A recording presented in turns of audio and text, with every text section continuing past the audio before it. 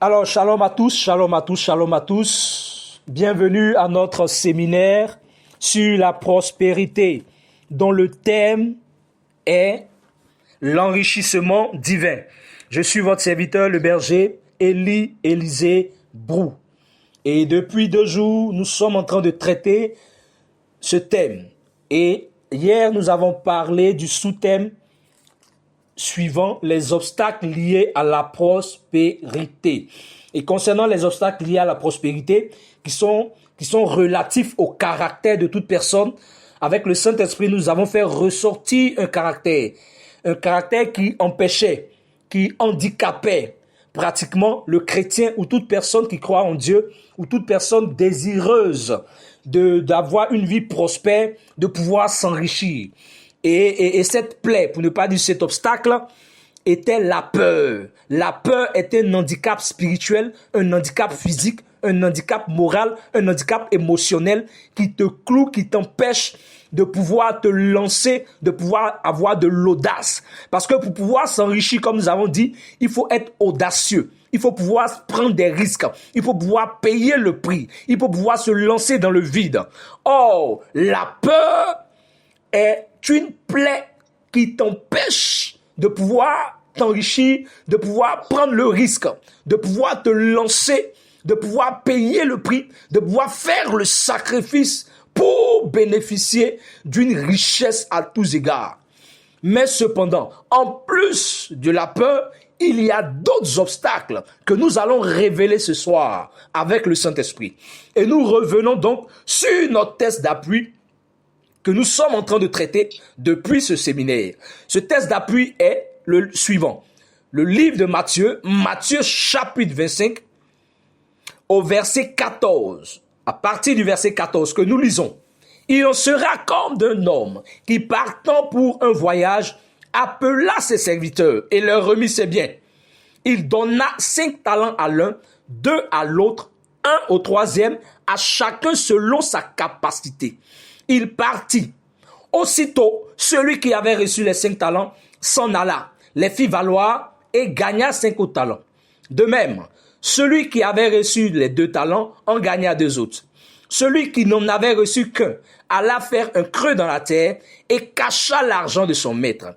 Longtemps après, le maître de ses serviteurs revint et leur fit rendre compte. Celui qui avait reçu les 5 talents s'approcha, en apporta 5 autres talents et il dit, « Seigneur, tu m'as remis 5 talents, voici j'en ai gagné 5 autres. » Son maître lui dit, « C'est bien, bon et fidèle serviteur. Tu as été fidèle en peu de choses, je te confierai beaucoup.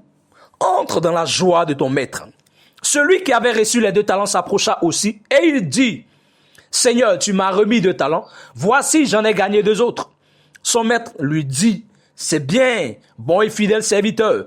Tu as été fidèle en peu de choses, je te confierai beaucoup. Entre dans la joie de ton maître. » Celui qui n'avait reçu qu'un talent s'approcha et dit, « Seigneur, je savais que tu es un homme dur, qui moissonne où tu n'as pas semé, et qui amasse où tu n'as pas vanné. J'ai eu peur, et je suis allé cacher ton talent dans la terre. Voici, prends ce qui est à toi. » Son maître lui dit, « Serviteur méchant et paresseux, tu savais que je moissonne où je n'ai pas semé, et que j'amasse où je n'ai pas vanné. Il te fallait donc remettre mon argent au banquier, et à mon retour, j'aurais retiré ce qui est à moi avec intérêt. Ôtez-lui donc le talent et donnez-le à celui qui en a 10, car on donnera à celui qui a, et il sera dans l'abondance. Et à celui qui n'a pas, on ôtera même ce qu'il a. » Parole de Dieu Tout-Puissant, nous rendons gloire à Dieu. Alors, comme nous avons eu à le dire la fois dernière, l'objectif et la vision divine de Dieu pour son peuple, c'est que son peuple puisse s'enrichir. Raison pour laquelle l'ordre de mission qui avait été donné lorsque Dieu crée l'homme, il lui dit, après les avoir bénis, il dit, soyez féconds, multipliez. Le désir de Dieu pour toute personne, c'est de voir cette personne se multiplier, c'est de voir cette personne se développer, c'est de voir cette personne s'enrichir, c'est de voir cette personne s'étendre. Dieu a pour nous des projets de paix, des projets de bonheur. Et son projet de bonheur, c'est que nous puissions gagner plus, c'est que nous soyons dans l'abondance. Dieu n'est pas heureux lorsque nous ne sommes pas dans l'abondance. Dieu n'est pas heureux lorsque nous sommes dans la misère, lorsque nous sommes à terre, lorsque nous sommes dans le manque, raison pour laquelle le livre des psaumes, chapitre 23, peut nous dire, l'Éternel est mon berger, je ne manque de rien. La volonté de Dieu pour nous, c'est que nous puissions nous enrichir, c'est que nous soyons prospères. Mais c'est une volonté, c'est un souhait. Mais le fait d'être prospère ne dépend pas de Dieu, c'est un choix. Parce que la prospérité est un choix. Tu peux choisir d'être pauvre comme choisir d'être riche. Et ici, dans cette parabole, qui nous présente 3 personnes différentes. La première personne avait 5 talents, le second 3 talents et le dernier 1 talent. Le premier a pu multiplier parce qu'il a choisi de s'enrichir. Il a choisi de mettre en valeur ce que le maître lui a donné. Il a donc multiplié ses 5 talents pour se retrouver à la fin à 10 talents. Le second, de 3 talents, se retrouve à 6 talents. Les 2 premiers serviteurs ont fait le choix de s'enrichir. L'enrichissement divin est un choix. Tu peux choisir de gagner plus d'argent, tu peux choisir de t'appauvrir, tu peux choisir de t'enrichir. Ce n'est pas Dieu qui viendra faire les choses à ta place. Non, le souhait de Dieu, c'est que tu puisses t'enrichir. Le souhait de Dieu, c'est que tu puisses t'enrichir. Le souhait de Dieu, c'est que tu puisses t'enrichir. Ce n'est pas que tu sois pauvre, non. Mais que tu sois riche, que tu sois heureux, que tu sois indépendant. Mais ce que le maître reprochait au 3e serviteur, c'était son caractère. Parce qu'il a trouvé en lui des choses qui ont été un handicap et qui l'ont empêché de s'enrichir. Raison pour laquelle le maître l'en voulait. Et le premier obstacle, comme nous avons dit cela la dernière fois, le premier obstacle était le suivant. Alors, il faut donc comprendre que le maître reprochait à son disciple, à son serviteur, d'avoir été animé par la peur. La peur étant le premier obstacle qui empêchait toute personne et qui empêche toute personne de pouvoir s'enrichir. Le premier obstacle. Et nous avons eu à parler de ça la dernière fois. Le deuxième obstacle dont nous allons parler maintenant.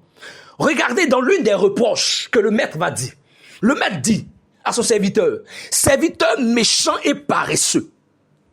Le deuxième obstacle, la deuxième chose qui peut t'empêcher de t'enrichir, c'est la méchanceté.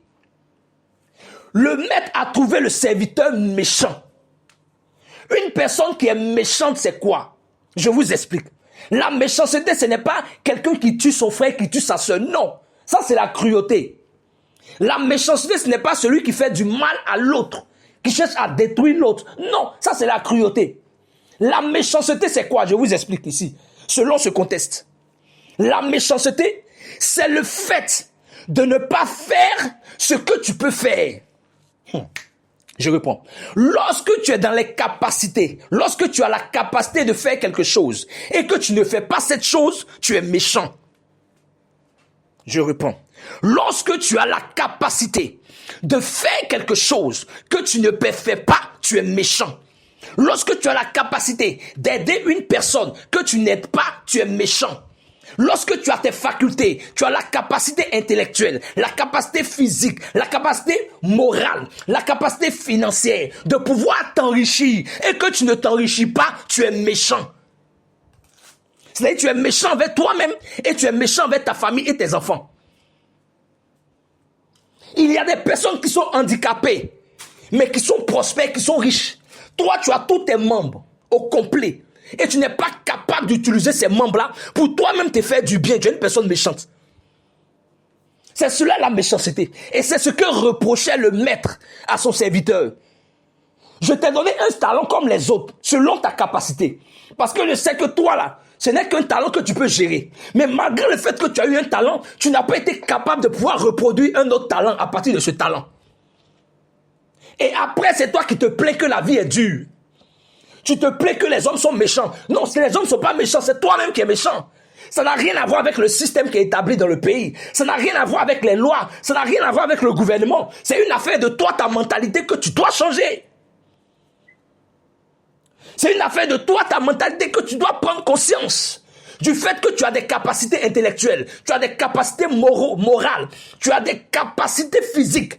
Et tu dois utiliser tous ces talents-là pour mettre à profit et gagner de l'argent. Mais si tu refuses de gagner de l'argent, et puis tu en veux à qui? Tu en veux au monde, tu en veux à l'État. Mais non, arrête ça, c'est de la méchanceté. C'est cela la méchanceté. Lorsque tu as les capacités de pouvoir te faire du bien et faire du bien à ta famille, et tu refuses de faire cela, tu es méchant. Et il y a beaucoup de chrétiens qui sont méchants et qui en veulent à l'État, qui en veulent au système, qui en veulent au gouvernement, qui en veulent au monde entier, qui en veulent même à Dieu. Pourtant, avec 500, avec 1000 francs, avec 2000, avec 10 000, ils peuvent commencer une activité qui va leur rapporter de l'argent. Mais ils refusent de le faire. Ils attendent que Dieu descende. Écoute, Dieu ne descendra pas. Il dit tout est accompli. Il ne va pas descendre pour faire quoi que ce soit. Parce qu'il t'a tout donné, il a mis toutes les capacités, il a mis tout en toi. Et c'est la deuxième chose que reprochait le maître à son serviteur. Il a tout mis pour lui. Il lui a tout donné. La seule chose qu'il lui demande, c'est de reproduire ça. Quand tu peux aider une personne, tu as les moyens d'aider une personne et tu n'aides pas cette personne, tu es méchant. Quand tu as la capacité de faire du bien à ta famille et que tu ne le fais pas, tu es méchant. Et il y a beaucoup de personnes méchantes dans l'église. C'est-à-dire toi-même, tu es méchant envers toi et tu es méchant envers tes frères. Et puis tu te plains. Et c'est cette méchanceté-là qui crée la jalousie et la sorcellerie. Tu en veux à l'autre qui vit dans l'opulence. Tu en veux à l'autre qui vit dans la richesse. Tu en veux à l'autre qui est riche. Tu en veux à l'autre qui se met bien. Mais tu l'en veux pourquoi? Lève-toi et mets-toi au travail. Arrête de te plaindre. C'est ce que le maître reprochait au serviteur. Le serviteur a osé se plaindre pour dire que le maître est trop dur. Le maître là, c'est quelqu'un qui est dur. Et c'est comme ça les personnes méchantes. Ils se plaignent matin, midi, soir. Mais eux-mêmes, ils ne veulent pas s'asseoir et faire une rétrospection pour essayer de revoir un peu un métanoïa. Non. Mais ils accusent toujours les autres. Écoute, si tu as un regard accusateur, matin, midi, soir, c'est toi qui dis les autres, c'est les autres, ce sont les autres, ce sont les autres. Revois-toi, c'est pas bien, tu es une personne méchante. Il y a un homme dont j'oublie son nom. C'est un milliardaire. Il n'a pas de pieds, il n'a pas de bras. Mais c'est un milliardaire. Et je pense que ça doit être un occidental ou un américain. Il n'a ni bras ni pieds, mais un milliardaire, je vous dis. C'est une affaire de mentalité. Changez vos mentalités, chrétiens. Tu dois décider d'être riche. La prospérité, c'est un choix. Après, c'est pour te plaindre, non, les gens vont faire médicaments pour avoir l'argent. Arrêtez-moi ça. Le Dieu qu'on adore là, il est le Dieu à qui appartient l'or et l'argent. Donc, c'est pas une affaire de dire la prospérité est pour une certaine catégorie de personnes. Non. Tout le monde est destiné à être riche. Mais tout dépend de ce que toi tu désires et de ce que toi tu dis et de ce que toi tu choisis. Deuxième chose, et avec ça je vais terminer. Deuxième chose que reprochait le maître au serviteur. Il dit serviteur méchant et paresseux. La paresse. La paresse est un obstacle. Écoute, sors de la paresse. La paresse ne va pas t'aider. Quand tu dors trop, c'est pas bon.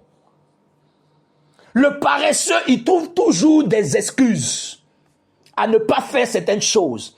Quand tu trouves des excuses à ne pas faire certaines choses, c'est de la paresse.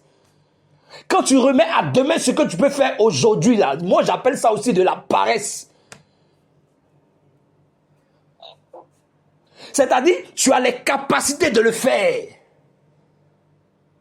Mais tu ne fais pas selon ta capacité. Tu fais même en deçà de ta capacité. C'est de la paresse. C'est celui qui travaille, c'est les mains diligentes qui s'enrichissent. Comme le dit le livre de Proverbes. Les mains diligentes, les mains travailleuses, ce sont ces mains-là qui s'enrichissent. mais pas l'aimer paresseuse. C'est pourquoi l'Ecclésiaste, le proverbe peut dire, l'homme sage peut dire, vois, regarde la fourmi, combien de temps elle travaille. Écoute, chacun de nous a 24 heures dans la journée. Et dans les 24 heures, voici comment tes 24 heures doivent être réparties. Dans les 24 heures, là, tu as 8 heures pour te reposer, 8 heures pour travailler. Est-ce que tu me comprends? Dans les 24 heures, tu divises en 3. Tu as 8 heures pour travailler, 8 heures pour te reposer et 8 heures pour les autres activités. Mais toi-même, il faut voir un peu combien de temps tu dors. Le sommeil ne rend pas riche. Mais c'est le travail intelligent et diligent qui te rend riche. Mais tu refuses de travailler. Tu te dis non, tu te limites seulement à ton seul revenu. Mais ton seul revenu là va jamais te rendre riche. Si aujourd'hui et demain quand je vais parler des démons qui s'attaquent à l'enrichissement, tu vas te réveiller. Parce que ton seul revenu sur lequel tu comptes, il y a des démons qui vont s'attaquer à ça, ils vont mettre fin à ça. Et puis tu vas voir, qu'est-ce que tu vas faire? Le Dieu qu'on adore est le Dieu qui ne donne ni le sommeil. C'est un Dieu travailleur. Dieu ne récompense pas les paresseux, il récompense les travailleurs.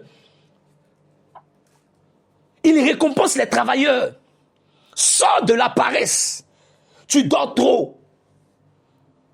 Tu dors trop. Réveille-toi. Et ce qui me fait mal, tu es la première personne, tu es la dernière personne à te réveiller et tu es la première personne à aller te coucher. Mais arrête ça. Tu dois te lever, tu dois te réveiller, tu dois mettre fin à la paresse. Lorsque tu travailles, travaille à fond. Ne triche pas dans le travail. Parce que quand plus tu vas tricher dans le travail, plus aussi tes résultats ne seront pas escomptés. C'est sur ça que je vais m'arrêter. Que Dieu te bénisse. Demain, nous parlerons des démons qui s'opposent et qui s'attaquent à l'enrichissement. Revois ton caractère. Arrête d'avoir peur. Arrête d'être méchant. Et arrête d'être paresseux. Quand tu vas mettre fin à ces 3 caractères, tu verras que l'enrichissement divin va commencer pour toi. Et c'est ce que je souhaite pour toi. Sur ce, que Dieu te bénisse. C'était votre serviteur, le berger Élie Élisébou.